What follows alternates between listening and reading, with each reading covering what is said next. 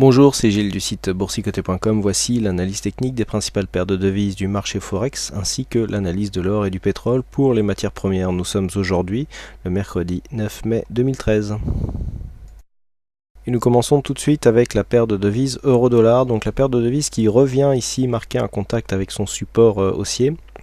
Alors la configuration est un peu différente puisque nous sommes quand même ici sur une dynamique baissière. Il n'y a aucune survente sur le contact de ce support, donc il y a un réel risque ici de cassure sur cette zone. On attendait plutôt une cassure ici des 1,3212 de cette zone ici de plus haut, mais a priori c'est par le support donc que va casser l'euro dollar. Donc nous étions ici sur cette phase depuis maintenant quelques semaines. Il semblerait que le mouvement haussier soit en train de s'essouffler. On est vraiment ici en dynamique baissière et le risque ici est vraiment assez important. On a du mal ici entre deux contacts normalement. Sur une tendance classique, on a des contacts avec le support et pour vérifier la pérennité de la tendance, eh bien, entre deux contacts ici, il faut qu'il y ait un nouveau plus haut. Donc c'est ce que nous avions précédemment, On a une zone de contact ici, plus haut ici, zone de contact, nouveau plus haut, même s'il n'est pas très, même s'il n'y a pas une énorme amplitude, mais enfin bref, on avait commencé à attaquer ici cette zone des 1,3212, zone de contact, et là, avant la nouvelle zone de contact, eh bien, il n'y a pas de nouveau plus haut. Donc là, on est clairement sur un essoufflement de cette tendance. Alors, on pourrait aussi penser que cette phase ici n'est qu'une zone court terme, un espèce de bruit du marché. Il faudra vraiment confirmer ici par une dynamique assez forte qui serait du type à venir casser ici cette zone des 1,3212. Mais là, il semblerait que vu la dynamique actuelle, le risque de cassure soit assez grand. Donc en cas de cassure, il ne ferait certainement pas long feu sur cette zone des 1,3076 et on viendrait invalider définitivement la tendance haussière sur un dépassement baissier des 1,30.30. C'est ici cette zone de point bas qui fait office de référence sur la continuité de dynamique haussière, puisque nous aurions dans ce cas-là non-inscription d'un nouveau plus haut et inscription d'un plus bas que le précédent, ce qui nous donnerait bien une inversion du flux qui nous ferait rentrer en tendance baissière. Donc ici, point à surveiller pour demain, 1,3030 pour une éventuelle cassure à la baisse qui nous ferait repasser dans une tendance baissière, ou alors cassure ici des 1,3245 qui nous ferait passer dans un flux haussier puisque nous aurions une cassure d'un précédent point haut. Sur le câble, la paire livre sterling contre dollar américain, c'est un peu le statu quo. On avait tracé une extension de Fibonacci ici pour essayer de quantifier un objectif suite à une cassure de 1,5607. Les cours sont redescendus, donc on n'a pas encore cassé ici la zone des 38,2, mais il semblerait qu'on s'installe ici dans une zone d'évolution horizontale, puisque nous sommes revenus ici chercher la zone des 1,5485 qui avait déjà été testée précédemment, mais sans nouveau plus haut. Vous voyez, c'est la deuxième fois que l'on vient ici chercher cette zone de point bas, mais sans venir inscrire ici des plus hauts. Donc on a clairement ici un début de tendance neutre qui fait suite à une phase de tendance haussière, donc début de tendance qui vient s'intercaler ici suite à une forte phase haussière et donc qui ne dépasse pas la zone des 38,2%. Donc là, on serait pour autant dans une continuité de phase haussière, puisque une dynamique comme ça qui prend forme et qui ne consolide pas plus qu'un 38,2%, eh bien, nous indique qu'il y reste de la pression haussière sur ce mouvement. Donc on reste dans une tendance de fond haussière. Par contre, du point de vue court terme, on s'installe dans une tendance neutre. Alors cette tendance neutre serait cassée par un dépassement à la hausse des 1,5607 qui correspond à cette zone de point haut ici, et à la baisse donc par une cassure de la zone des 1,5450. Sur le dollar yen, il semblerait que la tendance haussière prenne forme, puisque nous avons ici cette phase de hausse dynamique avec phase de consolidation. On n'est même pas venu attaquer le 38,2%, et puis là les cours sont en train de retrouver de la dynamique pour venir ici casser cette zone de point haut à la hausse. Donc dans ces conditions, il est toujours possible de tracer les retracements de Fibonacci sur la phase de consolidation telle que je vais vous les indiquer à l'instant. Donc on trace ici cette zone, et ce qui est très intéressant donc sur cette dynamique avec phase de retracement, c'est que en cas de cassure ici des 99,45, nous aurions un objectif ici à 99,99. C'est exactement la zone dont nous attendons ici une cassure pour confirmer la continuité de la tendance moyen-long terme. Donc là, c'est assez intéressant. Sur ce mouvement court terme, on voit que le mouvement est plutôt bien orienté et qu'une cassure ici de cette zone nous donnera un objectif ici à 100. Alors, l'objectif n'est pas assez loin derrière la résistance pour provoquer vraiment un risque de cassure, un risque de cassure accru. Hein. Là, on a une résistance à 99,95, on a une extension à 99,99.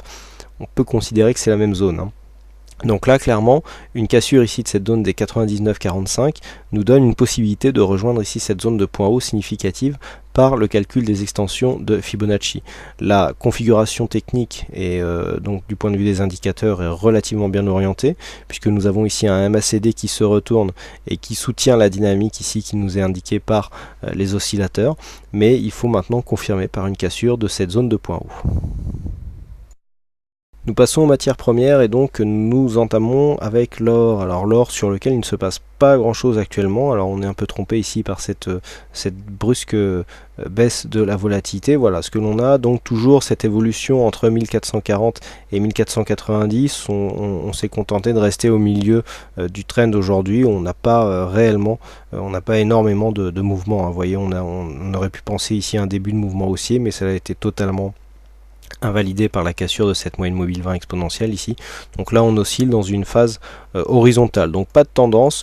On est, je le rappelle, ici sous l'influence de cette forte baisse qui avait eu lieu à la mi-avril.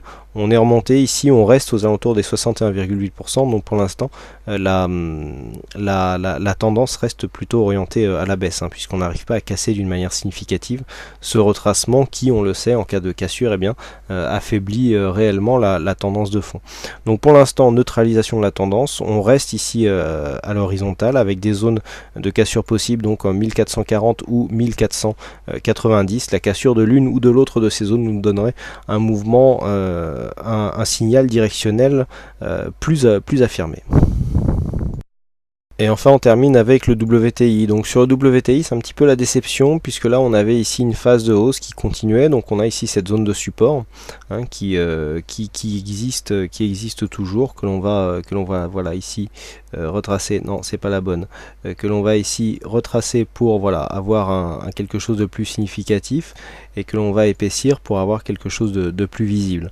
Donc nous avons ici clairement une tendance qui est en train de se développer. Là nous avons une inscription d'un nouveau plus haut, et j'avais attiré votre attention sur le fait qu'un contact ici avec la moyenne mobile 20 exponentielle, eh bien, était à même de provoquer une nouvelle phase de dynamique, mais on avait déjà remarqué ici cette entrée en squeeze, hein, le squeeze étant, je le rappelle, un resserrement assez prononcé des bandes de Bollinger qui pouvait annuler cette tendance. Donc c'est exactement ce qui s'est passé, c'était une éventualité.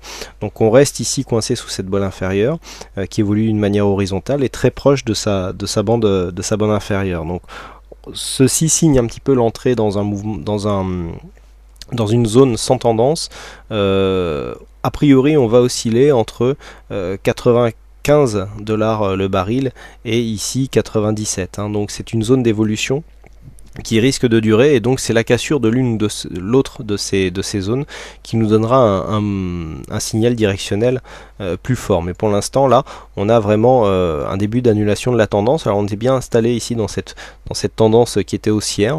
Alors du point de vue de la tendance de fond ça va, on est assez bien ici installé. Par contre sur la tendance ici court terme, telle que je vous la trace ici sur le retracement de Fibonacci, voilà, on a ici cette zone des 23,6 qui fait un peu office de zone médiane. Alors il n'est pas exclu que les cours viennent tester ici la zone des 94,45 qui correspondent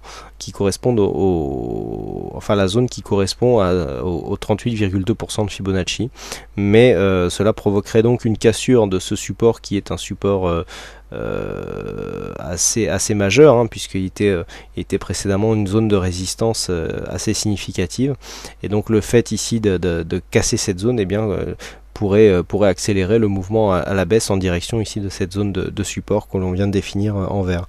Donc là pour l'instant, d'un point de vue court terme, donc on reste neutre, hein, donc dans une entrée en squeeze ici. Du point de vue de la tendance court moyen terme, on va dire qu'on reste haussier tant que les cours évoluent autour de cette zone de support en vert que nous venons de définir, et bien sûr on confirme la tendance sur une cassure des 97,14 $ le baril. Voilà ce que l'on peut dire sur ces analyses techniques Forex et matières premières. Il ne me reste plus qu'à vous souhaiter à toutes et à tous une bonne soirée, bonne chance dans tout votre aide, et je vous donne rendez-vous dès demain pour plein d'autres analyses techniques en vidéo. Bonsoir à tous.